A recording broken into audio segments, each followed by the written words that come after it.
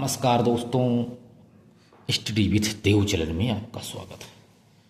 दोस्तों, वातापी का जो वादामी का चालुक्य वंश है, इस पे हमने चर्चा किया। यदि इस वीडियो को नहीं देखे हैं तो आप पहले ही देख लीजिए। तो अगला वंश है दक्षिण भारत का राजवंश राष्ट्रकूट वंश। राष्ट्रकूट वंश पे हम देखेंगे तो राष्ट्रकूट वंश के संस्थापक हैं दंतिदुर्ग। दंतिदुर्ग हैं जो 750 से 756 ईस्वी तक इन्होंने शासन किया था। जो दंतिदुर्ग है यह वादामी का जो चालुक्य वंश है, चालुक्य वंश का सामंत था। दंतिदुर्ग वादामी के चालुक्य वंश का सामंत था वादामी में। ठीक है दोस्त, तो राष्ट्रकूट वंश का संस्थापक यही दंतिदुर्ग है। तो इसने 750 से 51 ईस्वी में राष्ट्रकूट वंश की नींव डाला था और राष्ट्रकूट वंश के शासकों ने मान्यखेत को अपनी राजधानी बनाया। यानी दंतिदुर्ग ने मान्यखेत को अपनी राजधानी बनाया था। तो यह दंतिदुर्ग दोस्तों वादामी के चालुक्य वंश का सामंत रहा करता था।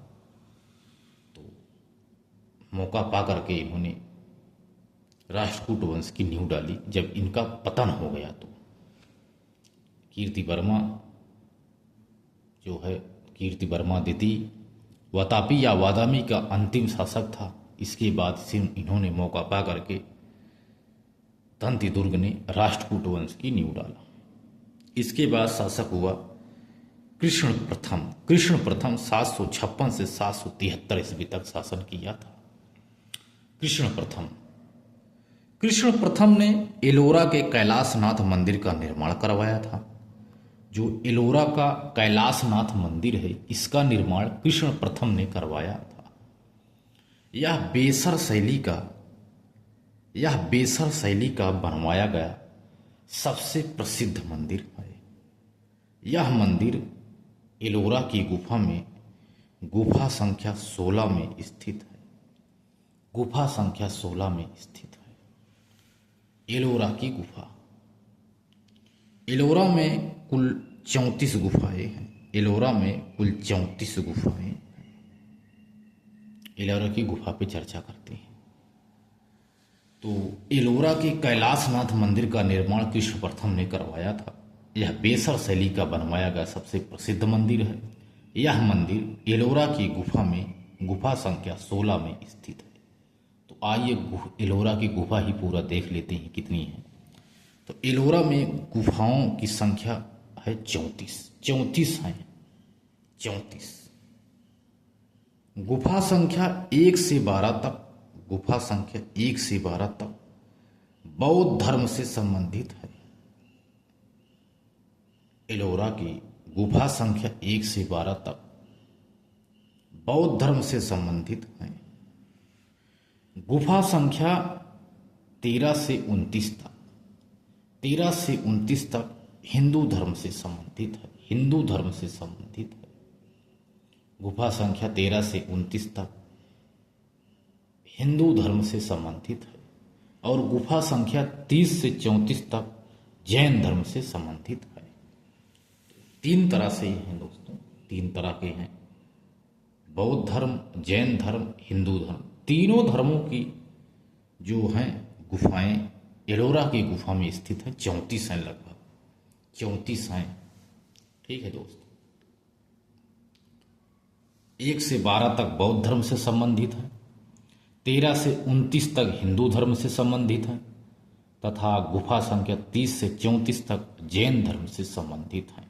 एलोरा की जो गुफाएं हैं 34 गुफाएं।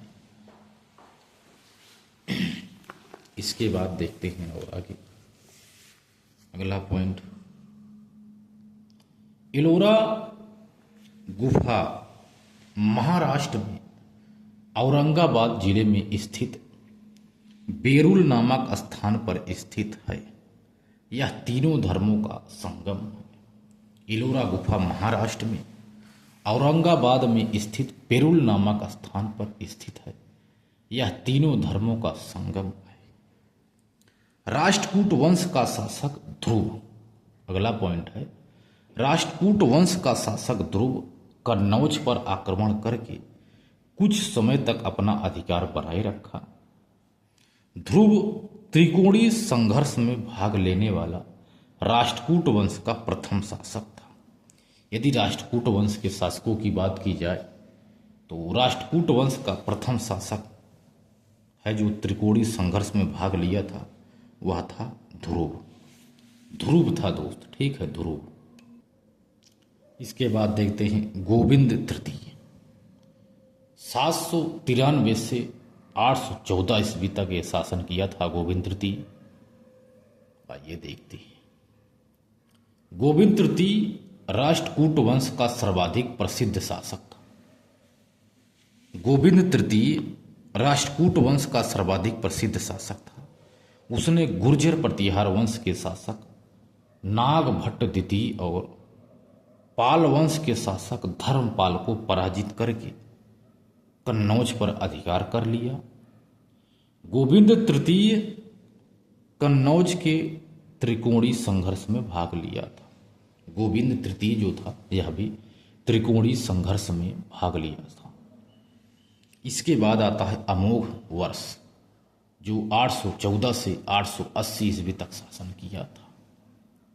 अमोघ वर्ष, अमोघ वर्ष जो है धर्म की बात की जाए तो जैन धर्म का अनुयायी था। अमोघ वर्ष जैन धर्म का अनुयायी था। इनके गुरु का नाम है जिनसेन। जिनसेन अमोघ वर्ष के गुरु का नाम है। ग्रंथ की बात की जाए, ग्रंथ की तो कबीराज मार्ग एवं प्रश्नोत्तर मलिका, यह दो ग्रंथ संबंधित है जिसकी भाषा है कन्नड़। इन्हीं अमोघ वर्ष से संबंधित है।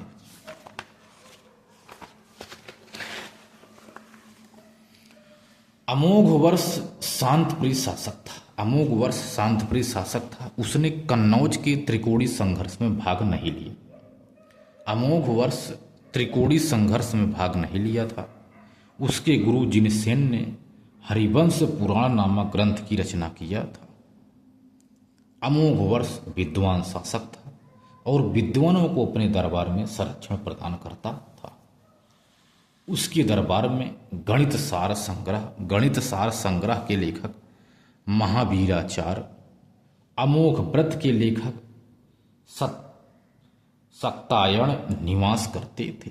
महावीराचार्य और शाक्तायन दो थे, निवास करते थे। अमोघ वर्ष देवी लक्ष्मी का सम्मान करता था। देवी लक्ष्मी को अपनी एक अंगुली काटकर चढ़ा दिया था, का सम्मान करता था, अपनी एक उंगली काट करके चढ़ा दिया था। अब नोट पर चर्चा करते हैं। 10वीं सदी ईस्वी में भारत आने वाला अरबी सौदागर अल-मसदुई के अनुसार राष्ट्रकूट वंश का सबसे प्रसिद्ध इंद्र तृतीय था। सबसे प्रसिद्ध शासक इंद्र तृतीय था जो 914 से 929 तक शासन किया था। उसे बलहारा या बल्लभ राज कहकर संबोधित किया है। अगला पॉइंट, राष्ट्रकूट वंश का अंतिम शासक कर्क द्वितीय था। कर्क द्वितीय राष्ट्रकूट वंश का अंतिम शासक था। तो दोस्त ये राष्ट्रकूट वंश कंप्लीट हो गया। अब अगला देखेंगे पल्लव वंश, ठीक है दोस्त। तो पल्लव वंश, तो दोस्त मिलते हैं और एक बेहतरीन क्लास में। तब तक के लिए धन्यवाद।